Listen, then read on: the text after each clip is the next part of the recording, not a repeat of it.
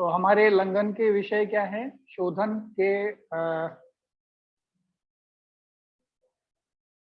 और शमन के।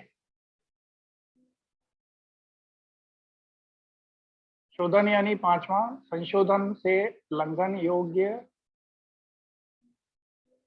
पाचन दीपन से लंघन योग्य। कौन कौन हो सकते हैं?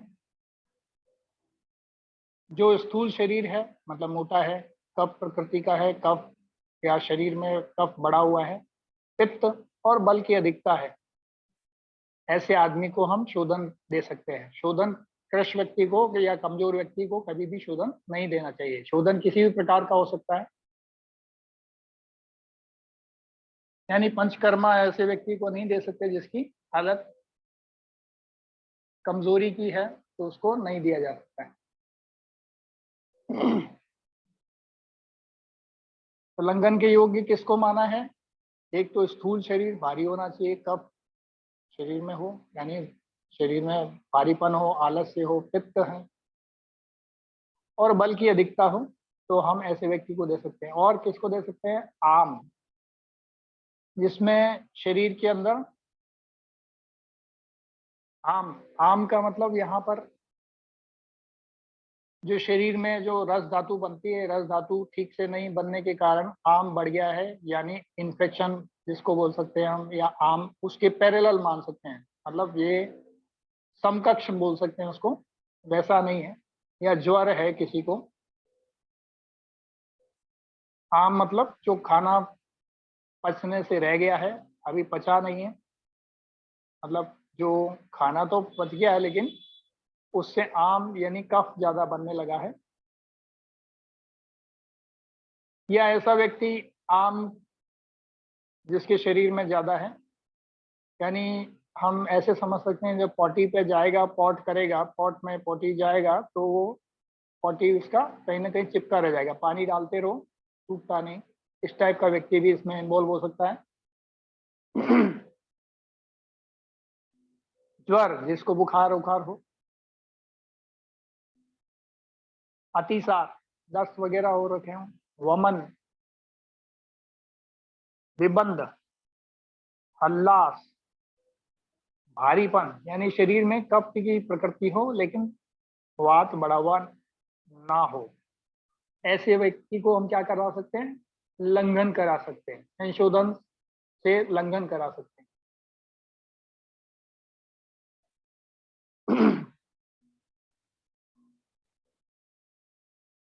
यानी जिसको भूख बिल्कुल नहीं लग रही हो, ऐसा व्यक्ति पित्त, स्थूल की मध्यमा अवस्था, स्थूल की मध्यमा अवस्था, बहुत ज्यादा मोटा भारीपन शरीर में भी नहीं है लेकिन मध्यमा अवस्था है, ऐसे व्यक्ति को हम लंघन करा सकते हैं। और शमन किसको दे सकते हैं? शमन जिसको भूख प्यास रोग कर लंघन, जिसको भूख प्यास रोक कर, यानी आज भोजन नहीं देना है उसको, व्रत करने पे हम रख सकते हैं ऐसे व्यक्ति को, यानी शमन में 7वां नंबर का है हमारे यहाँ पे। तो भूख प्यास रोक करके लंघन योग्य, जिसको भूखा रख सकते हैं हम, प्यास उसको रोकी जा सकती है, इसको ऐसा लंघन देंगे। लंघन का मतलब किसी चीज को हम खाना पीना नहीं दे रहे हैं, वो रोक दिया है, तो ऐसे में कौन सा व्यक्ति आ सकता है? तो आम, जिसको आम हो, ज्वर हो, अतिसार वमन के योग्य हो, उल्टी उल्टी आ रही हो, शरीर में उल्टी का सा भाव पैदा हो रहा हो, ये बंद हो, यानी शरीर में बिल्कुल बंद हो चुका है, कुछ भी ट्रैफिक आवक जावक कुछ नहीं होती, हीन, हीन स्थूल और कफ की पित्तावस्था में, कफ और पित्तावस्था, कफ के साथ में पित्त की भी अवस्था हो, ऐसी स्थिति यानी एसिडिटी बनती हो, ऐसे व्यक्ति को हम क्या कर सकते हैं? भूख और प्यास का लंघन दे सकते हैं, भूख और प्यास रोक करके उसको लंघन कर सकते हैं। वात, आतप, व्यायाम कराकर लंघन योग्य, ऐसा व्यक्ति जिसको कौन सी ऐसे में कौन से व्यक्ति इस श्रेणी में आएंगे? जिनको वात बड़ा हो और आतप व्यायाम कराकर लंघन, वात बढ़ाने के लिए व्यायाम कराएंगे और लंघन योग्य मानेंगे। तो ऐसे व्यक्ति कौन हो सकते हैं? मध्यम स्थूल हो सकते हैं। कफ पित्त जिनका बड़ा हो, कफ पित्ताशय दें, ऐसे व्यक्ति को क्या करना है? स्थूल मध्यम स्थूलता है और कफ पित्ताशय दें। दृढ़ शरीर वालों को, जिनका मजबूत है शरीर, उन्हीं को ही ये दें। ठीक है।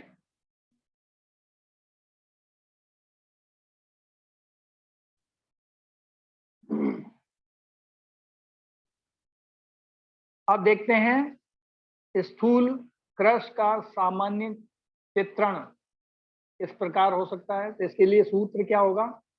स्थूल व्यक्ति में गुरु प्लस अपतर्पण द्रव्य उत्तम है। स्थूल व्यक्ति है शरीर में, उसके भारीपन प्लस अपतर्पण द्रव्य उत्तम है उसके लिए। किसके लिए? स्थूल क्रश का सामान्य, यानी स्थूल भी है और क्रश भी, कमजोर भी है। तो ऐसे व्यक्ति को क्या कर सकते हैं हम? गुरु थोड़ा सा हल्का भारी अपतर्पण दे सकते हैं। अपतर्पण का मतलब कोई भी द्रव्य खाने पीने में दे सकते हैं जो थोड़ा सा शरीर में भारीपन, क्योंकि हमारी पहले वात का ट्रीटमेंट यानी क्रशता कमजोरी है, तो उसको हमें दूर करना होगा, तभी उसकी स्थूलता को हम ठीक कर सकते हैं। तो क्या करना है? गुरु प्लस अपतर्पण द्रव्य उत्तम है ऐसे व्यक्ति के लिए। और क्रश व्यक्ति से, क्रश व्यक्ति में क्या करना है? जो कमजोर है, जो खाना पचाने की हिम्मत नहीं रखता, तो उसको क्या करेंगे? लघु और संतर्पण द्रव्य उत्तम है। अपतर्पण का मतलब, संतर्पण का मतलब ये हुआ कि किसी ताकतवर औषधि के साथ में या कफ को बढ़ाने वाली औषधि को दे सकते हैं, लेकिन ऐसी औषधियां या ऐसे द्रव्य खाने पीने में देंगे वो थोड़े से लघु होने चाहिए, पचने में आसान हो, और संतर्पण द्रव्य उत्तम है इनके लिए।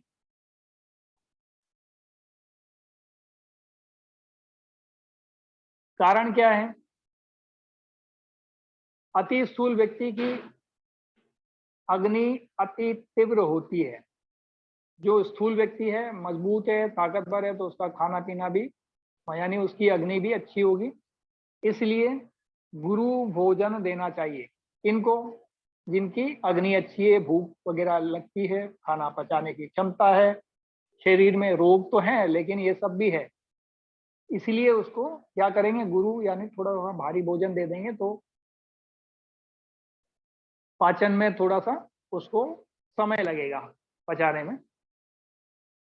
साथ ही ऐसा भोजन देना है, भारी तो हो लेकिन रूक्ष हो, ड्राई फॉर्म में, यानी कफ को नहीं बढ़ाता हो, जिससे शारीरिक धातुओं का शोषण हो, ऐसा भोजन देना चाहिए। जैसे मधु, मधु पचने में थोड़ा सा भारी हो सकता है, लेकिन ये क्या है? कफकारी भी है, लेकिन क्या कर रहा है? कफ को बढ़ा भी नहीं रहा, बल्कि क्या कर रहा है? कफ को घटा रहा है शरीर में से।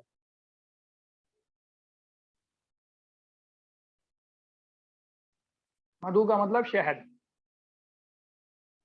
तीव्राग्नि गुरु आहार को पचाती है। जो तीव्र अग्नि अच्छी है किसी की, तो गुरु यानी भारी खाने को पचा सकती है। तथा रूक्षता मेद धातु का शोषण कर, नए ड्राई भोजन कराएंगे या ड्राईनेस वाली चीजें देंगे, वो मेद धातु का क्या करेगी? शोषण करेगी, यानी उसमें वृद्धि नहीं करेगी, उसमें कमी करेगी। कमी कर क्या करेगी? स्थूलता को नाश करती है। यानी मोटापे को, यानी वजन को बढ़ने से रोकेगी और स्थूलता को नाश करेगी। तो जो शरीर में भारीपन है उसको नाश करेगी। ठीक है। तो ऐसा व्यक्ति को इस प्रकार की चीजें देनी श्रेष्ठ है।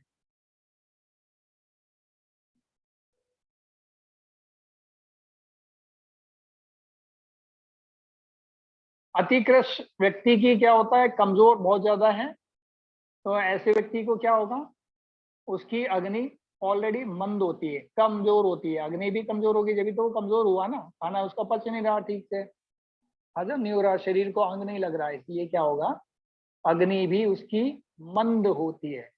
इसलिए ऐसे व्यक्ति को वो आहार दें जो लघु है, यानी पचने में हल्का है, आसान है, क्योंकि उसकी अग्नि मंद है, पचा सकता नहीं, क्षमता नहीं है उसमें।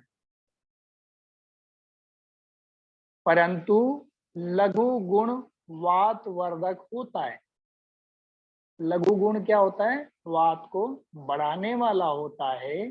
इसलिए सदैव संतर्पण द्रव्य अर्थात जो धातुओं को तृप्त करता हो ऐसे द्रव्यों का प्रयोग करना चाहिए, जैसे शाली चावल।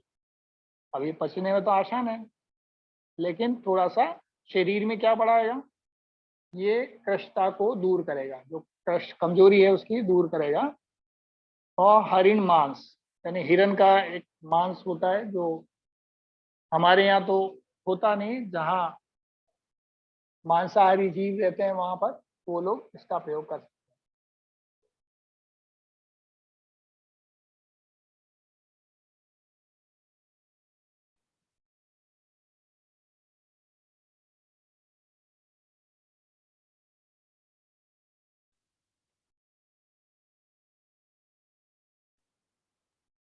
हैं। स्थूल में और कृष्ण व्यक्ति में श्रेष्ठ किसे माना गया है? कभी कभी हमारे दिमाग में ऐसे प्रश्न आते हैं कि मोटा व्यक्ति अच्छा है या पतला व्यक्ति अच्छा है, कृष्ण व्यक्ति अच्छा या श्रेष्ठ कौन होगा, दोनों में से अच्छा कौन होगा? इसको यदि जांचना है तो इसको ऐसे समझेंगे अपन, अति स्थूलता से अति कृष्टता अधिक अच्छी है। बहुत ज्यादा मोटा है, शरीर भारी है, अब उसको दवाएं वगैरह देने में बड़ी समस्या है, वो और ज्यादा वजन बढ़ जाएगा। तो उसके लिए क्या है, उससे अति स्थूलता से बहुत ज्यादा शरीर भारीपन है, उसमें कफ बहुत ज्यादा बढ़ा हुआ है, स्थूल शरीर है, उससे क्या है, अति कृष्टता अधिक अच्छी है। क्योंकि यदि दोनों व्यक्ति समान मध्य व्याधि, समान साध्य व्याधि, यानी ऐसी व्याधि जिसमें साधने योग्य है, मतलब उसका जो हम साध सकते हैं। एक तो असाध्य व्याधि हो गई, जिसका हम लोग उपाय करने में थोड़ा सा कठिनाई होती है, और जो आसानी से सध जाती है, ऐसी साध्य व्याधि। तो ऐसी बीमारी से पीड़ित हो तो अतिकृष्ट व्यक्ति को अपेक्षा अति स्थूल व्यक्ति को वह व्याधि अधिक पीड़ा पहुंचाएगी। कैसे? जैसे किसी को जोड़ों का दर्द है, डॉक्टरों ने बोल दिया घुटने बदलने, अब वजन तो ऑलरेडी उसकी शरीर में ज्यादा है, और उस वजन के कारण और ज्यादा लोड पड़ रहा है घुटनों पर, और ज्यादा लोड पड़ रहा है, तो क्या हो गया, वो बड़ा खतरनाक हो गया उसके लिए, सूजन पैदा करेगा उसके लिए, और ज्यादा डैमेज स्थिति लाएगा। यही चीज यहाँ पर बताई हुई है कि अति स्थूलता से अति कृष्टता अधिक अच्छी है ऐसी परिस्थिति में। क्योंकि यदि दोनों व्यक्ति समान यानी साध्य व्याधि से पीड़ित हों तो अति कृष्ट व्यक्ति की अपेक्षा अति स्थूल व्यक्ति को यह व्याधि अधिक पीड़ा पहुंचाती है। ऐसी कंडीशन में क्या होगी, मोटे व्यक्ति को ज्यादा पीड़ा पहुंचाएगी। क्लियर? तो हल्का व्यक्ति है, उसको घुटनों की कोई तकलीफ है, तो उसको या आर्थराइटिस है, तो उसको ज्यादा तकलीफ देगी नहीं, उसका फिर भी समाधान ढूंढा जा सकता है। लेकिन ऐसी कंडीशन में हमें इस चीज को अच्छे से समझना होगा। आगे बढ़ते हैं, देखते हैं स्थूल व्यक्ति में मेद, कफ, वात, अग्नि चारों बड़े रहते हैं। क्या बताया गया है, स्थूल व्यक्ति में, यानी मोटा है व्यक्ति, मोटा है ही इसलिए कि खाना एक साथ उसका जो है उसमें क्या, मेद मेद धातु बढ़ी हुई है, कफ भी बढ़ा हुआ है, जब तो वो मोटा है। और वात अग्नि चारों ही बढ़े रहते हैं। ऐसी अवस्था में क्या होगा, मेद धातु की वृद्धि होगी और कोष्ठ में वात संचय होगा। जो खाली स्थान है उसमें हवा बढ़ जाएगी, वात का संचय हो जाएगा और मेद धातु बढ़ी रहेगी। तो फिर क्या होगा, अग्नि भी तीव्र होगी ऐसी अवस्था में, है ना, और वात पित्त विकार पैदा होंगे। इस तरह से रोग ज्यादा बढ़ेंगे। तो वात यानी दर्द शरीर में जो बढ़ेंगे और पित्त के विकार, जलन वलन शरीर में, इस टाइप की चीजें बढ़ सकती हैं। क्लियर हो गया। यदि स्थूल व्यक्ति में क्या बढ़ा है, मेद धातु, कफ, वात, अग्नि चारों यदि बढ़े हुए रहते हैं, ऐसी अवस्था में पूरा क्रमशः एक पूरा टेबुलेशन दे रखा है, उसमें बताया हुआ है मेद धातु की वृद्धि हो जाएगी, कोष्ठ में वात का संचय होगा। कोष्ठ यानी खाली स्थान जो होते हैं बॉडी के, जैसे आमाशय वगैरह, ये सब कोष्ठ कहलाते हैं। 3 में क्या होगा, वात का संचय होने लगेगा, अति तीव्र होगा अग्नि, और क्या हो जाएगा, वात और पित्त दोनों ही बढ़ जाएंगे। तो वात तो बढ़ ही रहा है, यहाँ पे संचय हो गया, इकट्ठा हो रहा है, और अग्नि भी बढ़ी हुई है, तो फिर क्या होगा, वात पित्त दोनों बढ़ेंगे। ऐसे हम रोगों का जजमेंट ले सकते हैं। क्लियर। अतः मेद कफ नाश के लिए क्या करना है, जब मेद और कफ दोनों ही बढ़ा हो तो क्या करना है, लंघन करना। लंघन यानी व्रत, उपवास, इस टाइप की चीजें करा सकते हैं। और वात और पित्त बढ़ा हो शरीर में, तो इसके नाश के लिए क्या करेंगे, व्रहणम कर्म कराएंगे। क्यों कराएंगे, क्योंकि वात क्या कर रहा है, शरीर में ड्राइनेस ला रहा है, और पित्त भी अग्नि बढ़ा रहा है। तो वात यानी दर्द है, शीतलता है, और वहां पर क्या है, वहां पे पित्त भी बढ़ा है। वात बढ़ा है तो दर्द वगैरह होंगे, पित्त बढ़ा है तो शरीर में जलन वगैरह भी हो रहे हैं। इन दोनों के लक्षणों के साथ में यदि कुछ हो रहा है तो फिर क्या कराएंगे, व्रहणम कर्म कराएंगे। तो ऐसा व्रहणम कर्म जो कि वात का नाश करता हो और पित्त का भी नाश करता हो। तो वात का तो तेल वात का दुश्मन है, हम सब जानते हैं, और पित्त का नाश घी करता है। तो घी और तेल की मालिश भी दे सकते हैं, या इसमें औषधि युक्त ऐसी चीजों का, द्रव्यों का सम्मिलन करेंगे, ऐसी औषधियों का सेवन करेंगे जो वर्धन कराते हो, शरीर को कफ की वृद्धि कराते हो। खाने पीने में भी ऐसी ही चीजों का प्रयोग कराएंगे जिससे व्रणम होता हो।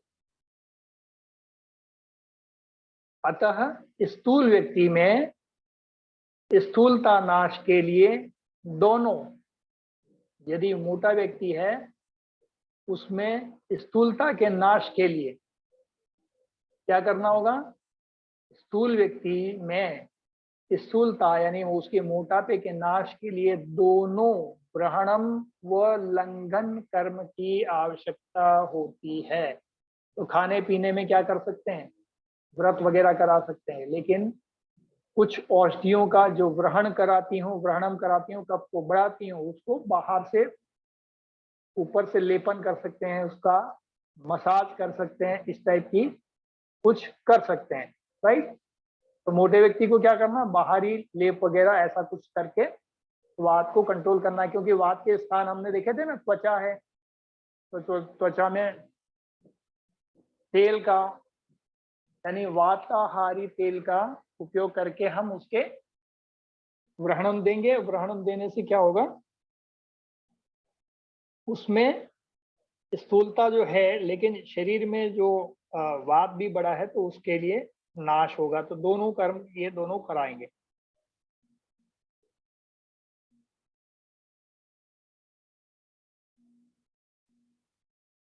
विरुद्ध उपक्रम होने से अति स्थूलता हमेशा कष्टकारी होती है। विरुद्ध उपक्रम यानी विरुद्धता झलक रही है। देखिए वात भी बढ़ा है, कोष्ठों में तो वात बढ़ गया और शरीर में है क्या बढ़ा हुआ है, स्थूलता, लेकिन बॉडी में ड्राइनेस भी है, स्थूलता भी है। ऐसी कंडीशन में क्या होगा, ये बड़ा कष्टकारी हो जाता है। तो अति स्थूलता यानी मोटापा जो है बहुत ज्यादा हमेशा कष्टकारी होता है।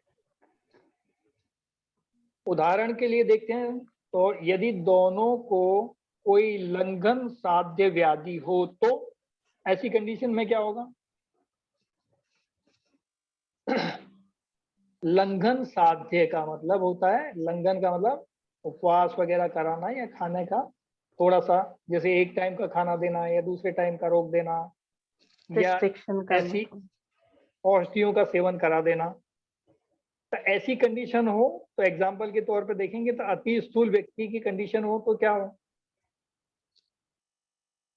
तो लंघन करने से मेदा का क्षय होगा, यानी मोटापे का शरीर में से क्षय होगा मेद धातु का।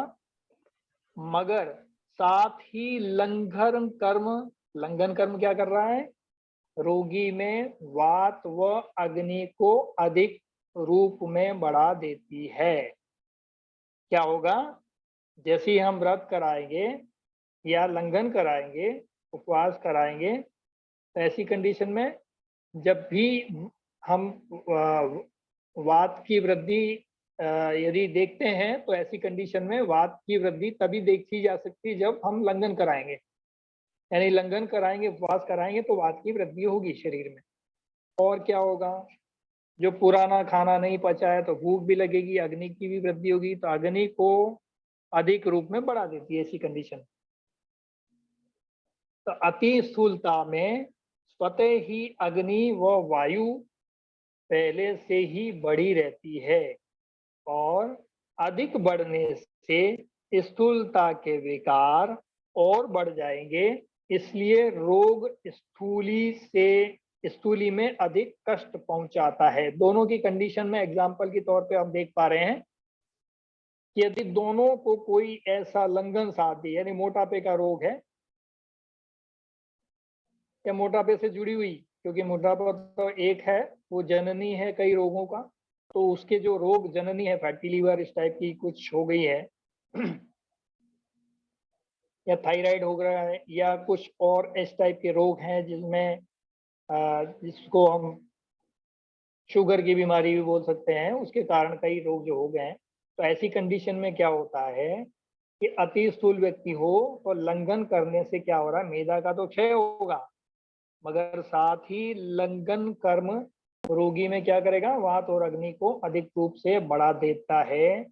और अति स्थूली में स्वतः ही अग्नि व वायु पहले से ही बढ़ी होती है और अधिक बढ़ने से स्थूलता के विकार और बढ़ जाएंगे, यानी और ज्यादा भूख बढ़ेगी, उसकी टिश्यूज और ज्यादा, रिसेप्टर्स और ज्यादा मांगेंगे, तो खाना क्या होगा, और ज्यादा पचेगा, और ज्यादा शरीर को ज्यादा मांग करेगा। ऐसी कंडीशन में क्या बढ़ जाएगा, स्थूलता के विकार और बढ़ जाएंगे ऐसे मोटे व्यक्ति के लिए। इसलिए रोग स्थूली में अधिक कष्ट पहुंचाता है। तो दोनों की तुलनात्मक अध्ययन कर रहे हैं तो अपन किसको ज्यादा तकलीफ हो रही है, ऐसे व्यक्ति को ज्यादा हो रही है, ठीक है, जो मोटा ज्यादा है। और अतिकृष्ट व्यक्ति यानी कमजोर व्यक्ति है, उसको लंघन कर्म अतिकृष्ट के लिए उत्तम नहीं है, क्योंकि वो पहले ही हालत खराब है, तो उसको क्या कर सकते हैं, मसाज वगैरह करके, कोई ऐसी औषधियां दे करके जिससे ब्लड का सर्कुलेशन भी बढ़ता हो और संतर्पण भी होता हो और शरीर में कफ की वृद्धि भी करता हो, तो ऐसे औषधियों का लेप कर सकते हैं, उससे मसाज कर सकते हैं उसको। मगर अतिकृष्ट को मृदु लंघन दिया जा सकता है, यानी कुछ थोड़ा सा दिया, फिर थोड़ा सा रोक दिया, फिर कुछ दिया, फिर रोक दिया, यानी थोड़े थोड़े अंतराल के बाद में खाने का दिया जा सकता है। एक साथ पेट भर के नहीं दिया, लेकिन थोड़ा थोड़ा करके दिया, जिससे वो आसानी से पच जाए और शरीर को पचाने की क्षमता बढ़ाने की आदत पड़े। क्योंकि अतिकृष्ट की अग्नि मंद होती है, इसलिए लंघन उसके लिए अच्छा नहीं माना जाता।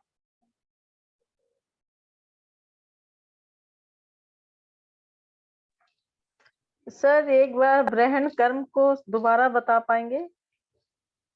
हाँ बिल्कुल, ग्रहण कर्म क्या है? ग्रहण कर्म वो है, देखिए दो प्रकार से चिकित्सा होती है, या तो हम कुछ खिला पिला दें, औषधियां दें, मोटापा है तो ग्रहण कर्म नहीं कर सकते। ग्रहण कर्म क्या है? ग्रहण कर्म में कुछ ऐसी औषधियां जो शरीर में स्निग्धता लाती हों, ड्राइनेस को खत्म करती हों, वो सब ग्रहण कर्म कहलाएंगे। चाहे वो बाहरी हो या आंतरिक, अंदर से कुछ खाने पीने के माध्यम से दिया जाए या बाहरी कोई मसाज या ऐसे लेपन के माध्यम से दिया जाए, ये सारा ग्रहणम कर्म कहलाएगा। क्लियर? तो ये किस प्रकार के व्यक्ति में दिया जा सकता है? मोटापे पे नहीं देते कि मोटापे में देते? मोटापे में तो दे नहीं सकते ना, हाँ तो हाँ, कृष व्यक्ति को दे सकते हैं ना, बीमार अच्छा ठीक ऐसा है, ठीक व्यक्ति है, लेकिन वो कमजोर है, जी जी, कृष व्यक्ति को दे सकते हैं। ठीक। और आप इसको अच्छे से पढ़ेंगे तो ये सारी चीजें और क्लियर होती चली जाएगी। थोड़ा ये डबल डबल आ गया है लेकिन है वही चीजें।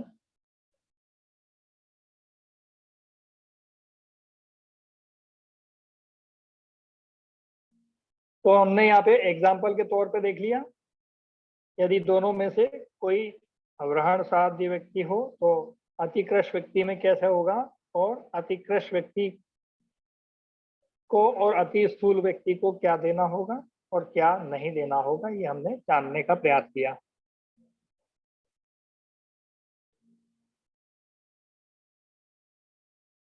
अब इसमें नोट ये है कि स्थूलता और कृष्टता संबंधी कुछ महत्वपूर्ण तथ्य हैं, तो महर्षि आचार्य ने इसको थोड़ा सा वर्णन किया हुआ है। महर्षि आचार्य चरक ने,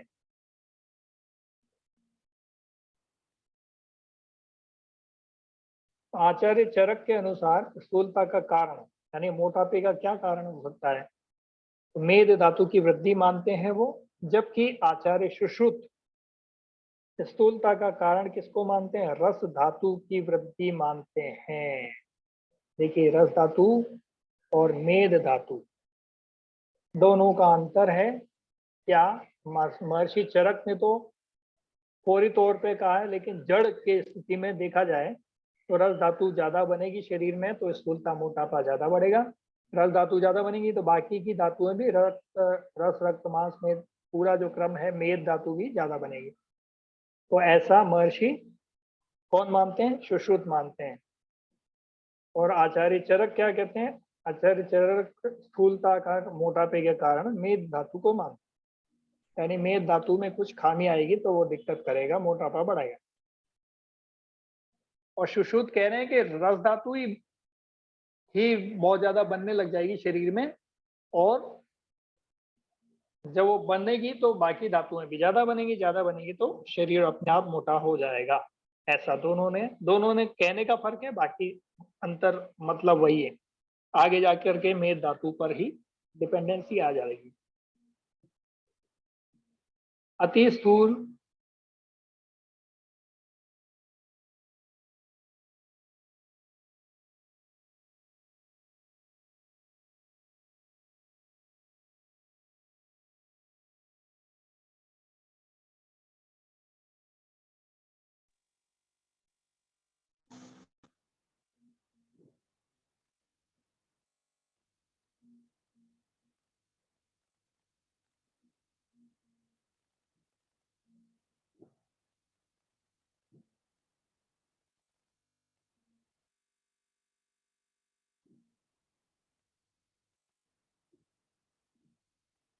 सॉरी एक कॉल आ गया था। तो अति स्थूलता और अति कृष्टता दोनों को आचार्य चरक ने निंदित व्याधि माना है, यानी इसका निंदित व्याधि माना है। किसको? अति स्थूलता और अति कृष्टता, यानी मोटापा भी बहुत ज्यादा और बहुत ज्यादा कमजोरी पतलापन भी है, तब इन दोनों को आचार्य चरक में निंदित व्याधि माना। एक प्रकार की बीमारी है ये।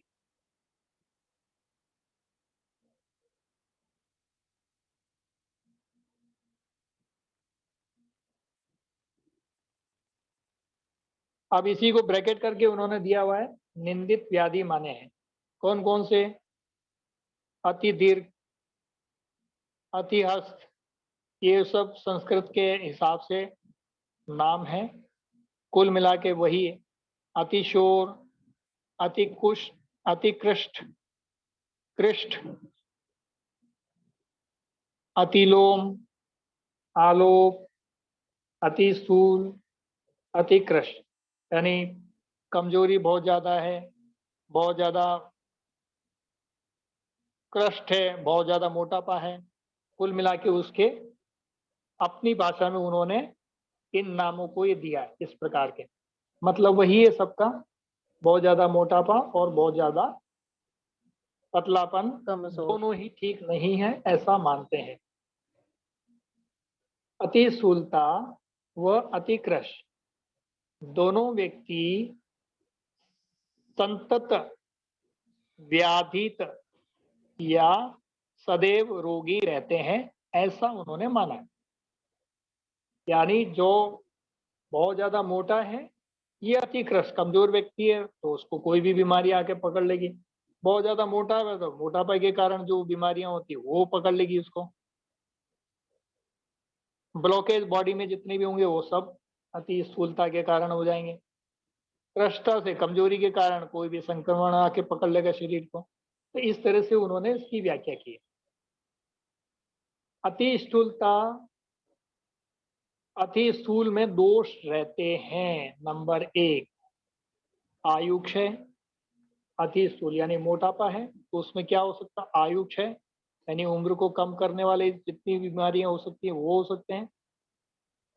जतोपरोध यानी उत्साह की कमी। जतोपरोध आयुर्वेद की भाषा है, इसका हिंदी में अनुवाद देखते तो अपन उत्साह की कमी। तो डले पड़े रहेगा, मोटापा है, शरीर से कुछ काम धाम होगा ही नहीं।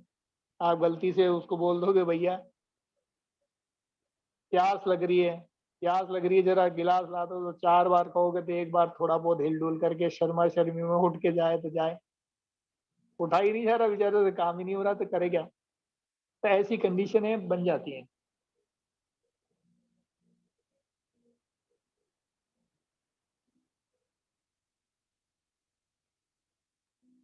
कृच्छ, व्यवायता, ये सब संस्कृत के नाम हैं। कुल मिला के वही है, कमजोरी के कारण जो बीमारियां होती हैं। दौर्बंध और है दौर्गंध। एक कृच व्ययवता क्या शरीर हुई में, सर? हाँ जी, एक कृच व्ययवता क्या हुआ? हाँ देखिए किसी भी चीज का शरीर के अंदर किसी भी अंग में बहुत ज्यादा ड्राइनेस, अति स्थूलता के कारण, अति स्थूलता तो है जी। उसके अंदर, मतलब कुछ ऐसी स्थान है शरीर में जहाँ ब्लॉकेज हो जाते हैं, इसको अपन इसके समतुल्य कह सकते हैं। जो अंग्रेजी के जो शब्द हैं आज के हिसाब के शब्द, हम्म, उनके हिसाब से हम उसके समतुल्य मान सकते हैं। अब कोई चीज इकट्ठी हो गई, पृच्छ मतलब उसके उसके जा करके पकड़ लेना, किसी चीज को ब्लॉक हो जाना, कोई चीज जम जाना शरीर में, ये सारे दोष हैं कुल मिला के। इस तरह के दोष वो आयुर्वेद में माने उन्होंने। स्वेद बाधा, अब जो ग्लैंड ही चिपक जाएंगे सारे उनमें, स्वेद यानी पसीना, पसीना रुक जाएगा शरीर में, ये बाधा है एक प्रकार की, ये दोष है। अति स्थूल व्यक्ति में ये सब समस्याएं देखने को मिल सकती हैं। दुर्गंध, जब पसीना ही रुक जाएगा तो कचरा अंदर जमा होगा, ब्लॉकेज होंगे, टॉक्सिक मटेरियल ज्यादा जमे होंगे तो बदबू आएगी। दौर्वंभ, ऐसे शब्दों का इन्होंने प्रयोग किया है जिसमें जैसे बदबू का हो गया, जमाव हो गया, इन चीजों का मोटापा आएगा तो आपको पता ही है सारी चीजें रुक पिपासी जाती है, नसों मात्रा, के अंदर ब्लॉकेज आ जाते हैं। पिपासाती योग। हाँ जी।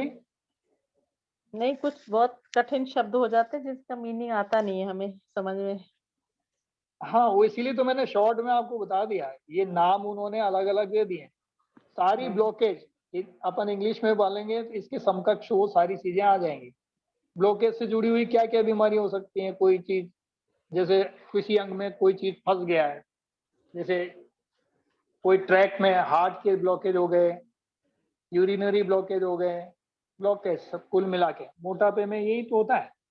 तो चाहे जहां जाकर के फैट जमा हो गया, कोलेस्ट्रॉल जमा हो गया, ट्राइग्लिसराइड जमा हो गया, अंग्रेजी शब्दों के हिसाब से अपन यदि कल्पना करते हैं तो ये सब शब्दों का वह है। अब मैं इसीलिए तो मैं कह नहीं रहा आपको कि ये शब्द रटो या करो, रटना नहीं, आयुर्वेद को समझना है, आसान भाषा में समझना है। अब आयुर्वेद की भाषा में तो बिल्कुल उन्होंने दे दिया है, हमें जो किताब में है सारी चीजें पढ़ानी है, तो इन शब्दों का प्रयोग किया है उन्होंने। ठीक है, श्वेत बाधा पसीने को रोकने वाला, और क्या है, छाती सुजाति मात्रा। मात्रा। हाँ, ये सब शब्द ऐसे ही है, कुल मिला के सारे ब्लॉकेज की कहानियां बोलते हैं। ऐसे ही क्षुधाती मात्रा मतलब भूख, और पिपासा माने प्यास। हाँ, पिपासा यानी प्यास। अब क्षुधा अब माने वो भूख, प्यास भी क्षुधा माने वही भूख। कारण से हो रही है, कोई चीज रुक गई है तो शरीर बार बार पानी मांग रहा है, उसमें अग्नि बढ़ गई है शरीर में तो प्यास बढ़ रही है ना। तो मतलब ये प्यास की सारी अधिकता, भूख की अधिकता। है। प्यास की अधिकता और भूख की अधिकता। हाँ, भूख की अधिकता और प्यास की अधिकता। भूख भी तभी बढ़ेगी जब अग्नि बढ़ जाएगी, अग्नि बढ़ेगी तो प्यास भी बढ़ेगी, क्योंकि अंदर से ऐसा लगेगा पानी लाओ, हाय रे हाय, जलन हो रही है, जी घबराने का जैसा लगता है ना, जैसे कई लोगों को।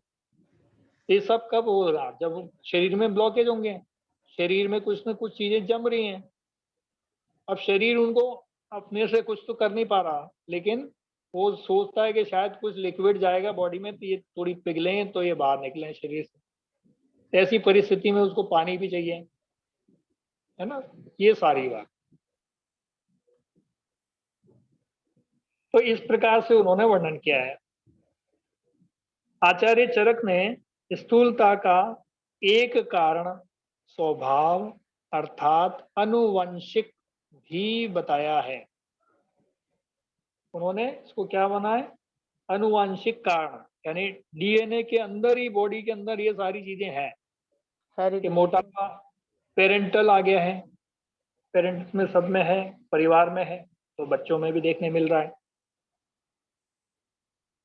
मान लो जैसे कोई चीज आप डीएनए में कैरी हो रही है, वो जैसे लॉन्ग टर्म तक आपको मोटापा हो गया है और इससे पहले आपके परिवार में सारे पतले हैं और आप खा पी करके मतलब मोटा शरीर हो गया है, तो अब आपके ये धीरे धीरे जो लंबे समय तक ये मोटापा यदि शरीर में रहता है तो आपके डीएनए में चला जाएगा, डीएनए में चला जाएगा तो अब आपसे जो संतान संतति प्राप्त होगी समाज को, वो भी क्योंकि उसके डीएनए में ये घर कर चुका है ना, वो भी वैसा के वैसा ही नजर आएगा आपके जैसा ही।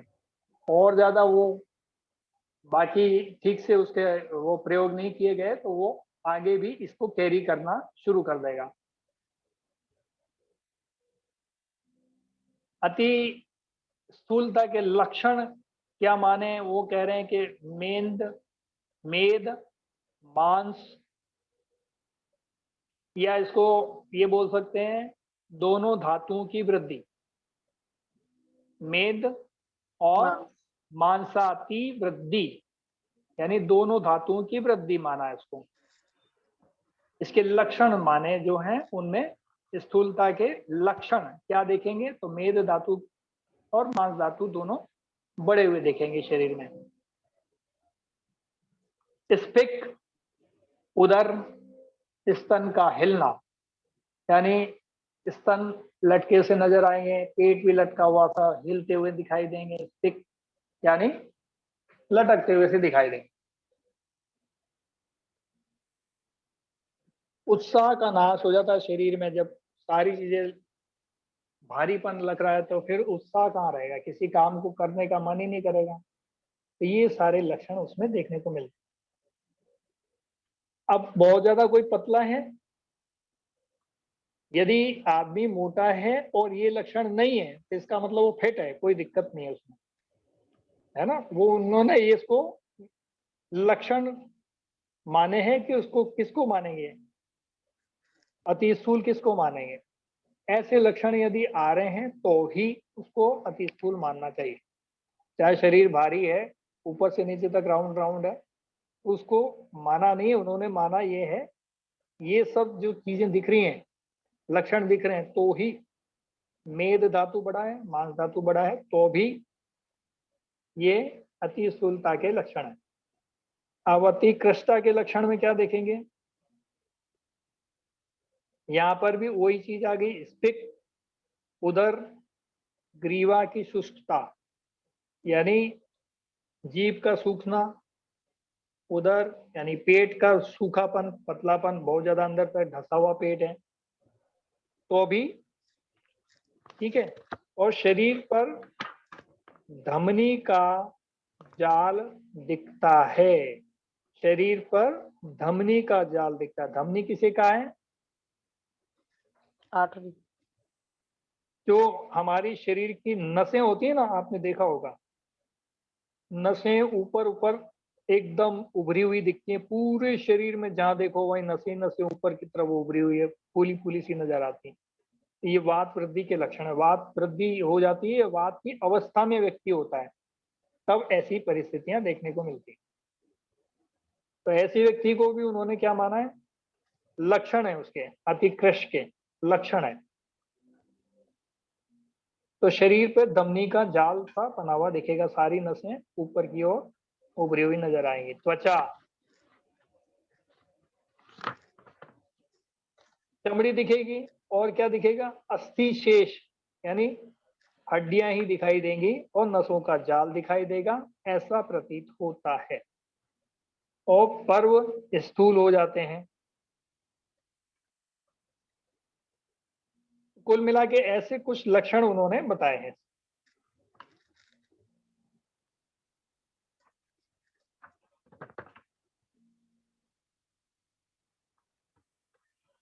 अति स्थूल व अति कृश का सामान्य चिकित्सा सूत्र है क्रमशः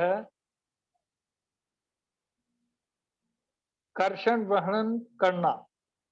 यानी कुल मिला के ये मान लिया जाए, अति स्थूल और अति कृश का सामान्य चिकित्सा सूत्र यहाँ पे चार्ट के हिसाब से देखेंगे तो हमारे सामने एक चार्ट दिखाई दे रहा है, उसको हम देखते हैं। तो द्विविध उपक्रम में हमने थोड़ा बहुत पढ़ा भी है, का षड्विध उपक्रम में समावेश।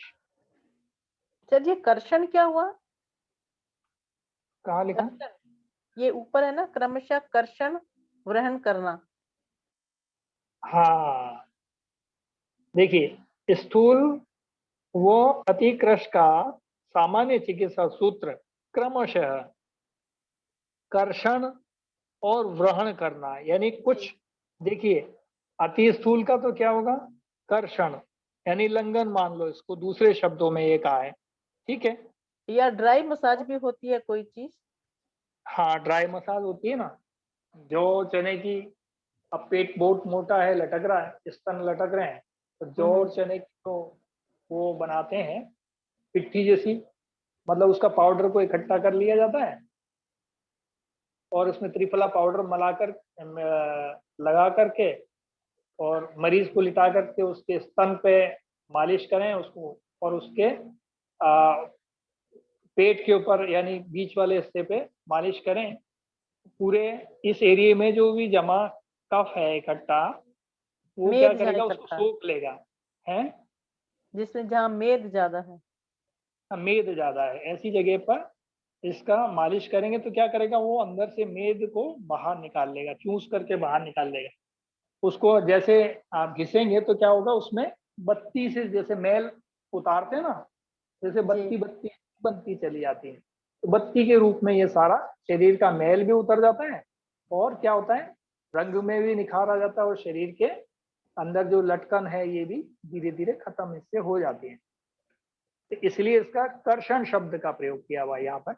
और ग्रहण यानी कृष, अति कृष व्यक्ति को ग्रहण करते हैं, तो क्रमशः लिखा है ना, क्रमशः यानी एक की बात, एक अति स्थूल कर्षण माने व क्या हुआ कि ड्राई, कर्षण माने क्या हुआ कि ड्राई मसाज, ऐसा है क्या? बिल्कुल। आप घर्षण करना।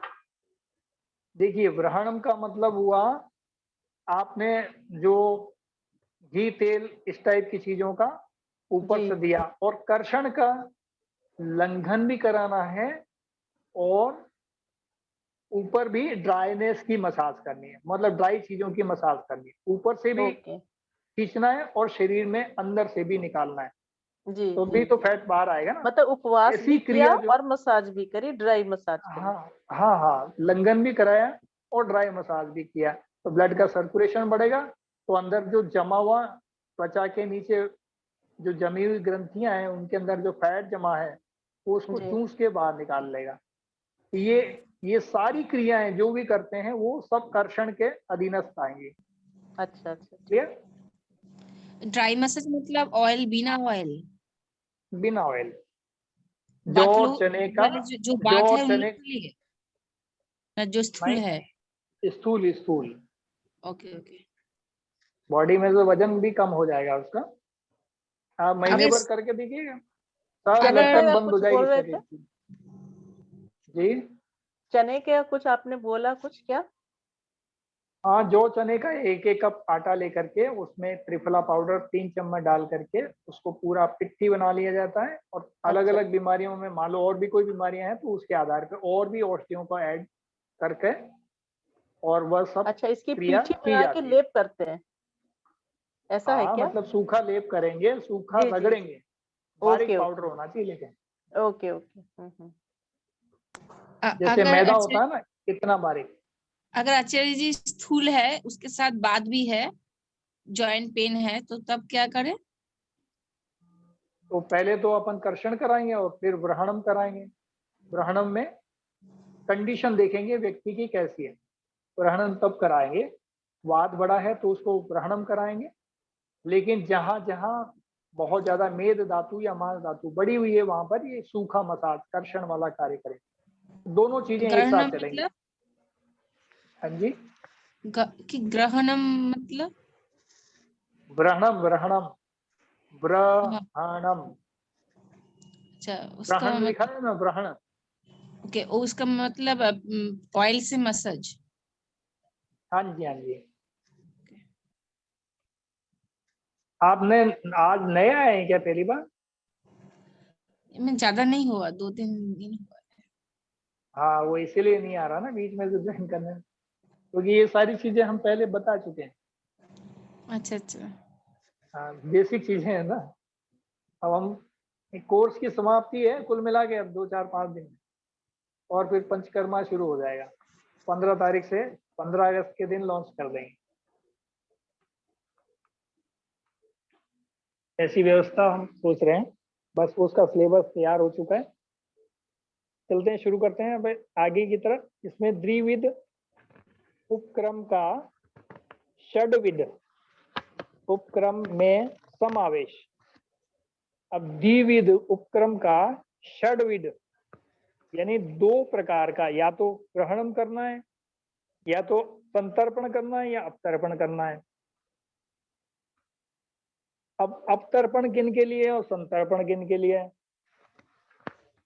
इस चार्ट के अंदर हमको, क्योंकि पहले हालांकि पढ़ चुके हैं अपन, लेकिन फिर भी संतर्पण क्या है, उसमें क्या करेंगे, पार्थिव जल महाभूत प्रदान होता है। संतर्पण क्या होता है, पार्थिव जल महाभूत प्रदान होता है,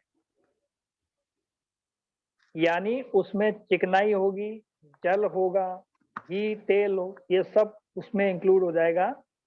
ये सब जल महाभूत प्रदान लिक्विड वाला होगा।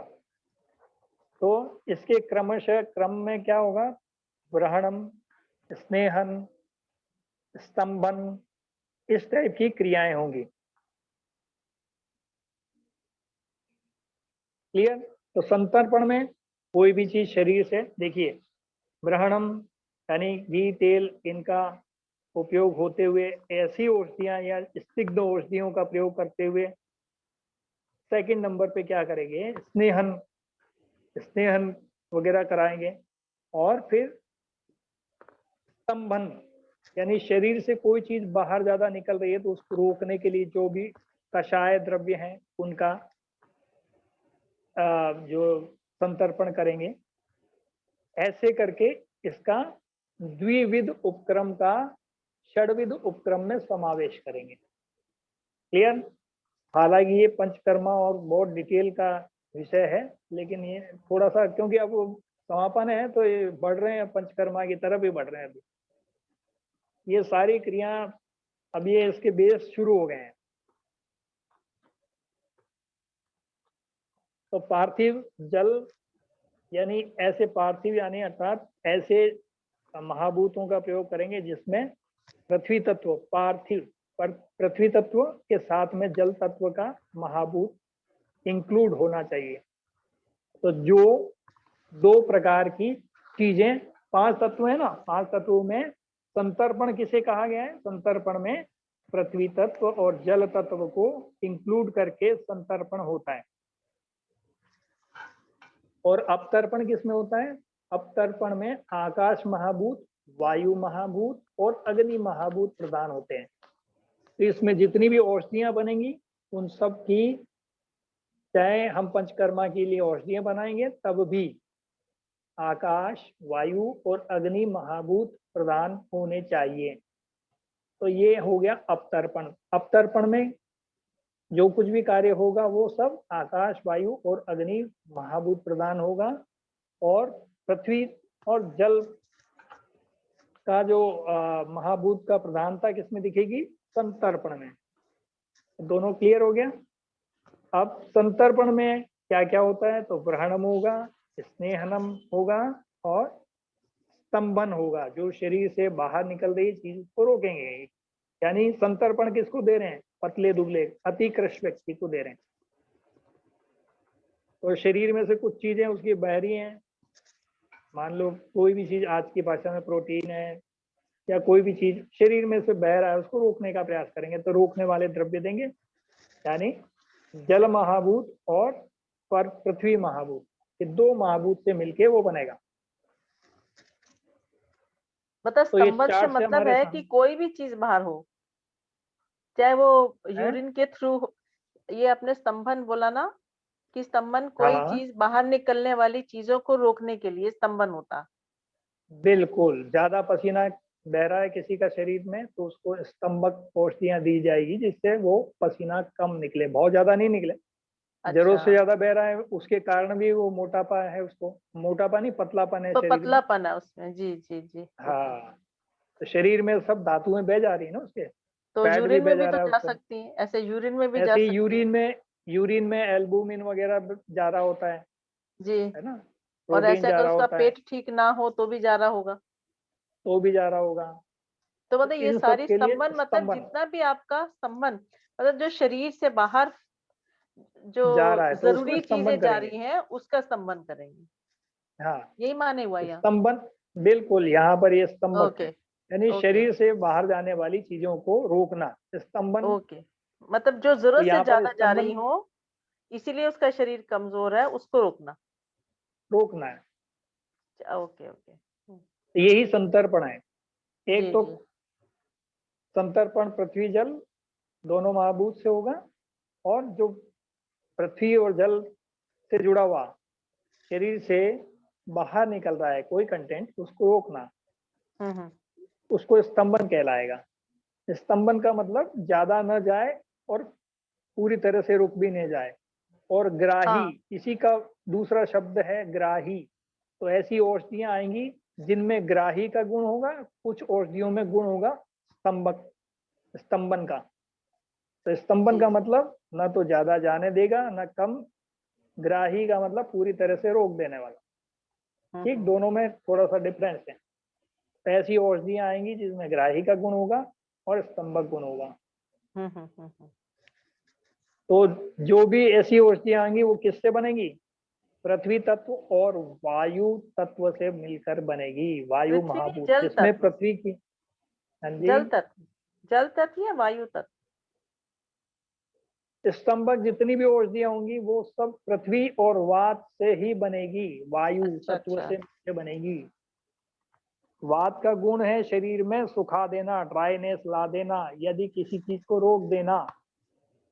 जल तत्व इंक्लूड हो जाएगा पृथ्वी के साथ में तो वो पतला हो जाएगा, तो वो बहने लग जाएगा। जैसे आटा है आपके घर में, किचन में आटे में पानी ज्यादा हो गया, जल हो गया ज्यादा, तो फिर क्या होगा? वो बहेगा ना, वो तो रुकेगा नहीं। अब उसकी लोई तो बनेगी नहीं, आप जो चपाती बनाना चाहते हो वो तो बनेगा नहीं, क्योंकि जल ज्यादा हो गया। यहाँ स्तंभन का गुण, उसमें स्तंभक चाहिए, यानी पृथ्वी तत्व के साथ में वायु तत्व को ऐड करेंगे। तो ऐसे कौन से, तो कषाय रस है हमारे पास जिसमें ये सारी चीजें अवेलेबल है, तो कषाय रस रोकने का काम करेगा। जैसे कैंसर के केसेस में होता है ना, तो इस ये सारी चीजें होती हैं। अब अपन देखते हैं अपतर्पण। अपतर्पण में क्या किया हमने? आकाश, वायु और अग्नि। अग्नि बढ़ेगी, यानी कटु तिक्त कषाय, 3 रसों का प्रयोग यहाँ पर किया जा सकता है। कषाय नहीं बल्कि कटु और तिक्त। कटु और तिक्त में ही अग्नि, वायु और आकाश तत्व मौजूद मिलते हैं। ठीक है,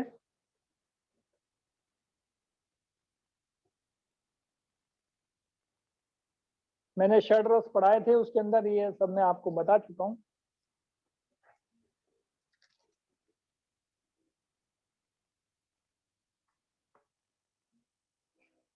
अब थोड़ा सा समझ लेते हैं शोधन। ये थोड़ा निरुवस्ती, अपतर्पण में आपने, अपतर्पण जो करेंगे वो हम स्थूल व्यक्ति के ऊपर करेंगे। संतर्पण आपने कहा कि कृष व्यक्ति के ऊपर हो, ऐसा ही क्या? हाँ जी, कृष व्यक्ति के ऊपर संतर्पण और अपतर्पण स्थूल व्यक्ति। जी, लेकिन दादा स्थूल होंगे और अति कृष होंगे उनके लिए ना, ये तो क्या? ये जिस बहुत ज्यादा पतले हैं और बहुत ज्यादा मोटे हैं उनके लिए ये तो। हाँ जी, मतलब वो ये तो सारी चीजें जो हम पढ़ रहे हैं अभी। हाँ जी, हाँ जी, हाँ जी, सभी के लिए है, लेकिन कंडीशन देखनी पड़ेगी ना उसकी। यही तो प्रैक्टिस का विषय है। डॉक्टर क्या कर रहा है? प्रैक्टिस कर रहा है ना, इसीलिए तो उनको बोला है प्रैक्टिस करते हैं।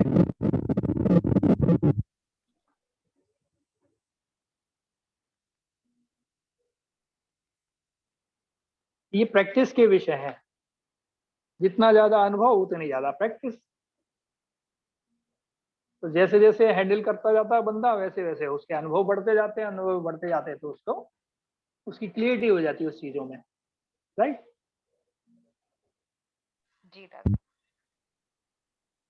और बाकी हम गुरुजनों के साथ में बैठ के सीखते हैं। डिग्री करने से डॉक्टर तो बन नहीं जाते, आएगा नहीं।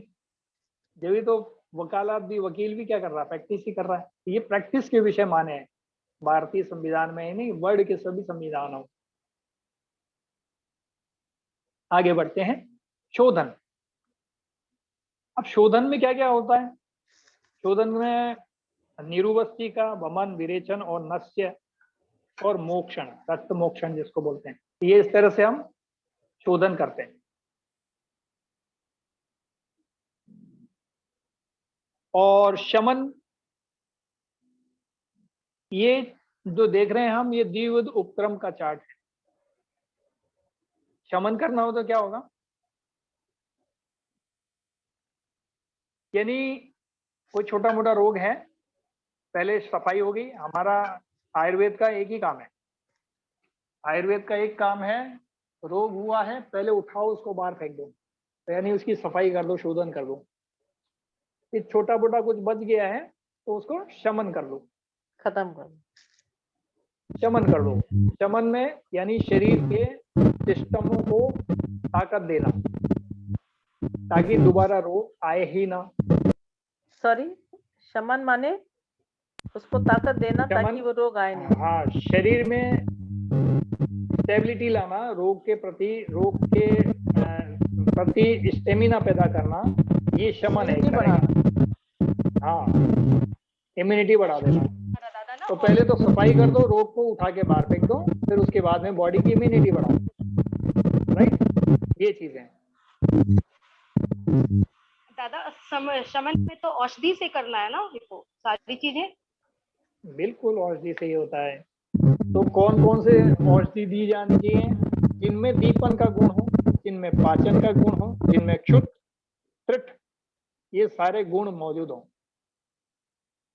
व्यायाम भी करा सकते हैं, क्योंकि पहले खिलाओगे पिलाओगे, दीपन पाचन तभी होगा ना जब अपन व्यायाम भी करेगा बंदा, तो ब्लड का सर्कुलेशन बढ़ेगा। ब्लड का सर्कुलेशन बढ़ेगा तो फिर बाकी सारी चीज, भूख भी लगेगी, फिर खाने की भी इच्छा करेगी। अब किसी को खिला पिला दिया लेकिन दीपन पाचन पाचन ठीक से नहीं हो रहा है, दीपन ठीक से नहीं हो रहा है, ये सारी जुड़ी हुई चीजें हैं एक से एक। अब खिला पिला दिया आपने हलवा बना करके बंदे को, चलो साहब थोड़ी सी ताकत आ जाएगी शरीर में, तो ये अपने से शमन हो जाएगी रोग। शमन तो तब होगा जब उसको पचा लेगा, उसके लिए सारे क्रम करने पड़ेंगे, व्यायाम वगैरह। तो व्यायाम में क्या है हमारे पास? योग, प्राणायाम, ठीक है, ये सारी चीजें होना जरूरी। ये तो ये त्रिट क्या योग होता है सर? प्राणायाम जो है रोग का शमन के लिए है। शोधन के लिए तो पंचकर्मा आपके सामने है, सारी चीजें, कुछ भी छुपा हुआ नहीं है। आगे बढ़ते हैं। व्यायाम, आताप, मारुत, ये शब्द भले ही हम दे सकते हैं अपने हिसाब से, ये सब का मतलब एक ही है, शमन। तो जैसा रोग वैसा शमन। तो यहाँ जो चार्ट है हमारा, संतर्पण और अपतर्पण। संतर्पण में क्या क्या आ जाएगा? शोधन पूरा। और अपतर्पण में क्या आया? शमन। ये द्विविध उपक्रम हमने ऊपर देखा था ना, षड्विध में द्विविध को ऐड करना है, तो वो क्रम हुआ है, यहाँ लिखा हुआ है द्विविध उपक्रम का षड्विध उपक्रम में समावेश, उसके अंदर ऐड करना है। तो संतर्पण और अपतर्पण ये दो तरह के हमने दे दिए। अब दो तरह के दे दिए तो पृथ्वी तत्व और जल तत्व की महाभूत, दोनों जल और पृथ्वी महाभूत की प्रधानता जिनमें पाई जाती है, वो सब क्या कहलाएंगे? संतर्पण। और जिनमें आकाश, वायु और अग्नि की महाभूत की प्रधानता होगी, वो अपतर्पण कहलाएंगे। तो संतर्पण करना है कृष व्यक्ति के लिए, अपतर्पण करना है स्थूल व्यक्ति के लिए। अब द्विविध उपक्रम क्या होंगे? तो द्विविध उपक्रम में हम नीचे की तरफ, ये चार्ट हमारे सामने है, ये द्विविध उपक्रम में दो ही प्रकार से चिकित्सा, एक तो संतर्पण करना, दूसरा अपतर्पण करना। तो किसी रोग को सबसे पहले उठाओ और शोधन करो, सफाई करो, बाहर निकाल दो। कैसे कैसे? तो निरुवस्ती करोगे, बमन कराओ, विरेचन कराओ, नस्य कराओ, मोक्षण कराओ। क्लियर? ये सारे करके पंचकर्मा करा के उसको बाहर निकाल। अब निरुवस्ती, अनुवासन वस्ती, कई प्रकार की वस्तियां हैं दुनिया, ग्रीवा वस्ती, ये वस्ती, वो वस्ती, बहुत तरह की जानुवस्ती, वस्तियों के भी कई प्रकार हैं, वमन के भी कई प्रकार हैं, विरेचन के, नस्य के और इनके मोक्षण के भी, ब्लीचिंग वगैरह ये सब होता है, ये सब प्रकार है। ये पंचकर्मा के अंदर, क्योंकि हमने पंचकर्मा आगे पढ़ना है, तो उसके बेस जो तैयार होना है वो इनसे, यहाँ पे क्या होगा आगे। आयुर्वेद का बेस क्या है? ये है। आयुर्वेद का मतलब ये नहीं चूरन और चटनी, यहाँ तक सीमित नहीं है आयुर्वेद। समस्या यही है कि हम लोग यही समझते हैं कि भाई चूरन और चटनी, या कोई डॉक्टर के पास जाएंगे, वो पर्ची पे कुछ चूरन लिख देगा, चटनी लिख देगा, खा लो पी लो मस्त हो जाओ। वो नहीं है, वो तो शमन के साधन है। दो तरह के हो सकते हैं शोधन में, तो ये पंचकर्मा। दूसरा, कुछ औषधियां दें ऐसी जिससे शोधन हो जाता हो। डॉक्टर को लगता है, वो जांच करने के बाद में, अष्टविध परीक्षा करने के बाद में उसको लगता है, हमारे वैद्य जी को या हमारे जो आचार्य जी हैं, जो डॉक्टर हैं या गुरु हैं इस क्षेत्र के, उनको लगता है कि इसको शोधन करना है, और शोधन करना है या शमन करना है वो तय करेंगे। शमन किनको करना है उसकी शर्तें पूरी आयुर्वेद में लिखी पड़ी हैं। शोधन किसको करना है वो हमने पढ़ा है अभी, शोधन किसको करना है, शमन किसको करना है, ये सारी चीजें बताई हुई है। तो किसको शोधन और किसको शमन, पंचकर्मा में भी वस्ती किसको देनी है, वस्ती के भी नियम दे रखे हैं। हर एक को वस्ती नहीं देनी, हर एक को वमन नहीं है, हर एक को विरेचन नहीं है, हर एक को नस्य नहीं कराएंगे या मोक्षण भी नहीं कराएंगे, राइट। वो सबके एक नियम है, किस टाइप के व्यक्ति को क्या करना है वो पंचकर्मा में हम पढ़ेंगे। नहीं सर, लेकिन मैं इनका ना बेसिक मीनिंग समझना चाह रही थी। जैसे वमन तो होता है कि वॉमिटिंग करा दो, जी और है ना, तो ये बस्ती में क्या होता है कि आप उसको क्या करते हैं बस्ती में, इट्स काइंड ऑफ हाँ हाँ मैं बताता हूँ वस्ती, यानी जो हमारे शरीर के अंदर रोग है उसको इकट्ठा करके या जो जहां पर है उसके नियरेस्ट हिस्से से शरीर से बाहर निकाल देना, ये है बस्ती, राइट। तो वस्ती निरूपस्ती यानी आपको, वस्ती का मतलब आजकल के परिदृश्य में इसके समकक्ष समकक्ष कह रहा हूं मैं, बस्ती वो नहीं है लेकिन उसके समतुल्य मान सकते हैं एनिमा, जिसको आजकल एनिमा अच्छा बोलते हैं ना। अच्छा एनीमिया बोलते हैं, अच्छा अच्छा। हाँ, लेकिन वो है नहीं। जैसे कफ, आजकल के कफ क्या है, खांसी जुकाम हो गया, कफ कोल्ड हो गया वो, लेकिन यहाँ पर कफ आयुर्वेद में अलग है, जी समकक्ष हो सकता है लेकिन एक्चुअल नहीं है वो, राइट। तो एक्चुअल शब्दों का प्रयोग तो हमें यही इन्हीं को समझना पड़ेगा और इन्हीं के अंदर जाके उसी भाषा में समझना पड़ेगा।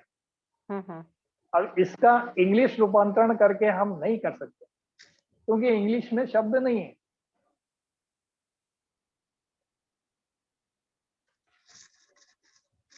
नहीं, आप क्रिया समझा सकते हैं, शब्द नहीं है। शब्द नहीं है, हाँ उसकी क्रिया का विवेचन किया जा सकता है। जी जी, मतलब मेरा वैसे ही क्रिया, था एक्चुअली। हाँ जी हाँ जी, तो क्रिया की विवेचन हम पूरा पंचकर्मा में पढ़ेंगे सारा, कौन अच्छा कौन सी अच्छा। क्रियाएं क्या, हाँ और क्या, हम्म। क्यों क्या कारण कैसे, वो सारा पंचकर्मा में आएगा वन बाय वन। ये वमन है तो वमन क्यों देना है क्या। अच्छा, अब शमन के लिए हमारे पास में दीपन, पाचन, फिर ये शब्दों को हम पढ़ेंगे आगे, सब आएंगे, व्यायाम, आप इनकी क्रियाएं क्या है वो सब हमको जानने को मिलेगी। तो इस प्रकार से ये द्विविध उपक्रम जो हमने शुरू किया था उसका जो सेकंड पार्ट था ये अभी समाप्त होता है आज।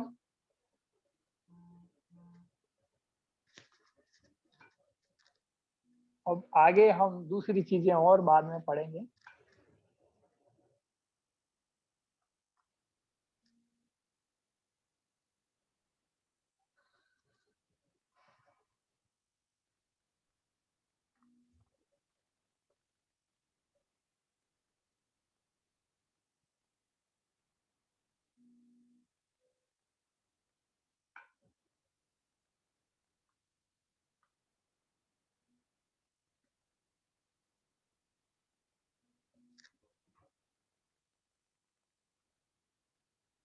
ये खत्म हो गया सेशन।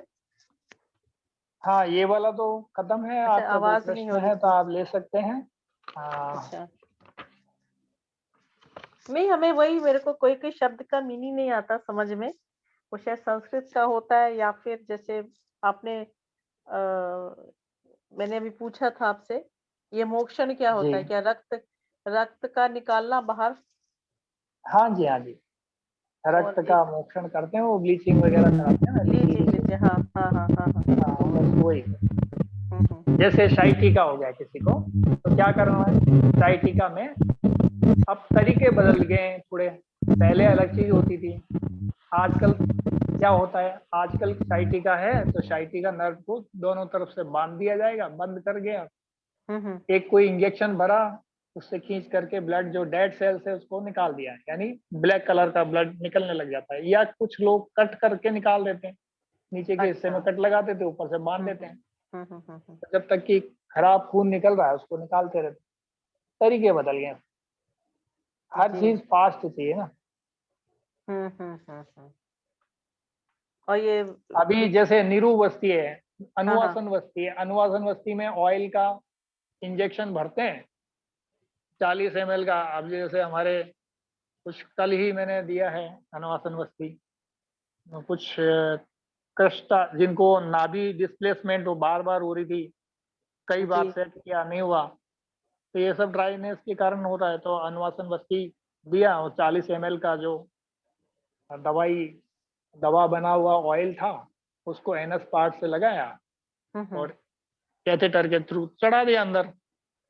चढ़ा के उनको सीधा लेटाया, मतलब पहले तो लेफ्ट साइड में लेटाया, लेफ्ट साइड में क्योंकि हमारा हिस्सा जो उधर ही रहता है ना बड़ी आंत का, तो ऑयल अंदर जाएगा। फिर सीधे लिटा करके उनके पेट पे थोड़ा सा मसाज कर देते हैं हल्के हाथ से और फिर देखते हैं क्या कंडीशन है। फिर उसके बाद में घंटा, आधा घंटा, 1 घंटा रख करके फिर उनको कह देते हैं जाओ फ्रेश होके आ जाओ। तो जो बॉडी उसको एब्जॉर्ब करती है आंतें, बड़ी आंतें, वो एब्जॉर्ब कर लेंगी। दमा अस्थमा में भी काम करता है, बहुत सारी बीमारियों में काम। तो ऐसे ये कौन सी अलग क्रिया, अलग दवाओं ये का। क्रिया को क्या नाम दिया आपने? हाँ जी, ये जो आपने क्रिया बताई करने वाली, ये कौन सी क्रिया है ये? अनुवासन वस्ती बोलते हैं। अच्छा, सर एक क्वेश्चन मेरा भी है। जी जी बताइए। सियाटिका का एक रीजन आंव भी हो सकता है, पेट में जब आंव बनता है तब भी सियाटिका की प्रॉब्लम होती है। देखिए साइटिका का जो है मामला जब शुरू हो सकता है जब शरीर में वात बढ़ता हो। जी। आम से ज्यादा मेरा वात ये का जी, मैं एक वात अपना का खेल है ये। एक्सपीरियंस शेयर करना चाहूंगी आपसे कि मेरे को जी एक बार साइटिका की प्रॉब्लम हो गई थी, तो मैंने डिटॉक्स थेरेपी किया था, हाँ लिवर और किडनी क्लींस किया था, और उससे पहले मैंने स्ट्रेचिंग एक्सरसाइज थेरेपी की, योगा सब किया, किसी भी तरह से वो गया ही नहीं। लेकिन नहीं जैसे जाएगा वो लीवर क्लींजिंग, और आपने ये कर दिया तो और बढ़ जाएगा वो। नहीं, वो बिल्कुल रिमूव हो गया, उसके बाद हुआ ही नहीं। आपके हो सकता है किसी कारण से हो गया वो, क्योंकि देखिए लीवर में अभी क्या फैट जमा होगा, कफ जमा होगा बॉडी में, है ना। जी वो किसी और कारण से चला गया होगा। बाकी क्योंकि इसका संबंध क्या है मैं आपको बताता हूँ। इसका लीवर में क्या जमा होगा, कफ जमा होगा, उसको आपने बाहर निकाल दिया, है ना। जी ऐसे ही किडनी में क्या जमा होगा, कोई ना कोई फैट वैट जमा हो गया होगा जिससे वो किडनी ठीक से काम नहीं कर रही होगी, उसको आपने साफ कर दिया। तो वो बस वहां पे जो यही रीजन समझ में नहीं आया, क्योंकि अलग अलग पेशेंट होते हैं तो सोच भी नहीं सकते कि किसको क्या रीजन से प्रॉब्लम ठीक होगी। और अभी आपने जो एक घर्षण वाला बताया, इसका भी एक मेरा सेल्फ एक्सपीरियंस है। 3 महीने में ड्राई मसाज से 10 kg वेट मैंने अपने एक पेशेंट का रिड्यूस किया था, बिल्कुल आज होता से है। 5 साल पहले। हाँ आराम से होता तो इसके ड्राई मसाज के बहुत ही अच्छे रिजल्ट है। है। बिल्कुल बहुत बढ़िया। जी। तो ड्राई मसाज आप किससे करते हैं? ये मैंने अपना खुद का ही एक पाउडर बनाया हुआ था। ये सब जो इन्होंने आचार्य जी ने बताया, ये मैंने कुछ भी इनमें से यूज नहीं किया था। आपने मैंने क्या किया? मैंने अपना ही एक पाउडर बनाया हुआ था, एक लोकल जो पाउडर आता है उसमें मैंने 1-2 चीजें डाली हुई थी, तो उसी से मैंने ड्राई मसाज किया था। अब उसमें आपको ये नॉलेज भी होनी चाहिए। पहली चीज तो बॉडी की नेचर को हम ध्यान में रखेंगे, दूसरी चीज ये कि फैट है किस डायरेक्शन में, तीसरी चीज ये कि अगर आप टमी की मसाज कर रहे हैं तो आपके अंदर इंटेस्टाइन किस तरफ से मूव करके कहाँ को गई हुई है, आपको इंटरनल पार्ट्स की पूरी नॉलेज होनी चाहिए। तो आप उसी डायरेक्शन में जब अपना हाथ घुमाते हैं, इंटेस्टाइन के अगर आप ऑपोजिट डायरेक्शन में हाथ घुमाएंगे तो वो पेशेंट को नुकसान कर सकता है। जिस तरह से इंटेस्टाइन आपकी घूम के स्टूल की तरफ जाती है, स्टूल पास आउट होता है, आपको हाथ की स्थिति भी सेम उसी तरह से रखनी पड़ेगी। साधारण भाषा में बोलें तो इसको क्लॉकवाइज, एंटी क्लॉकवाइज नहीं होना हाँ चाहिए। जी जी बिल्कुल। तो वो तब रिजल्ट तब मिलते हैं, क्योंकि आप बॉडी की डायरेक्शन के अपोजिट नहीं जा सकते। ऐसे ही हम अनुवासन वस्ती या अन्य वस्ती देते समय भी वही करते हैं। जैसे अभी एक और कई केसेस ऐसे आए हैं, जैसे गर्भाशय डिस्प्लेसमेंट का, वो खींच तान के बाहर निकाल दिया, बच्चे को सील दिया। आजकल वो ऑपरेटिकल मैटर हो गए ना सब, मैटरनिटी, तो ऑपरेटिकल में डिस्प्लेसमेंट हो जाता है, वो खींच तान के जैसे तैसे बस निकाल दिया कुल मिला के, तो बाद में इसके परिणाम बड़े घातक होते हैं। इनमें ये वस्ती बढ़िया काम कर जाती है।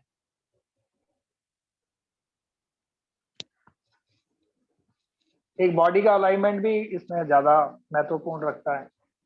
तो ऐसे जो वस्ती क्षेत्र के अंदर जो आते हैं रोग, जो हो जाते हैं और बाद में बहुत परेशानी का कारण बनते हैं, रिपोर्ट में आधुनिक विज्ञान उसको मानता नहीं है कि कोई डिस्प्लेसमेंट होता भी है या नहीं होता है, उनको उससे कोई मतलब नहीं है, नाभि को भी नहीं मानते वो तो ये जो डिस्प्लेसमेंट होते हैं जिनके कारण उनके जो अदर कॉम्प्लिकेशन होते हैं वो जीवन भर व्यक्ति भुगतता रहता है। ये समय रहते ठीक हो जाते हैं तो ठीक है, वरना तो कई खतरनाक से खतरनाक स्थितियों में लोग जीवन गुजारते हैं और दर्द सहते हुए निकाल देते हैं अपना जीवन जैसे तैसे करके। बाकी तो हो ही रहा है। मानव की जिद जो है ना कि नहीं साहब हम ही विद्वान हैं, हमने इतनी तरक्की कर ली, हम आधुनिक विज्ञान पढ़े हैं।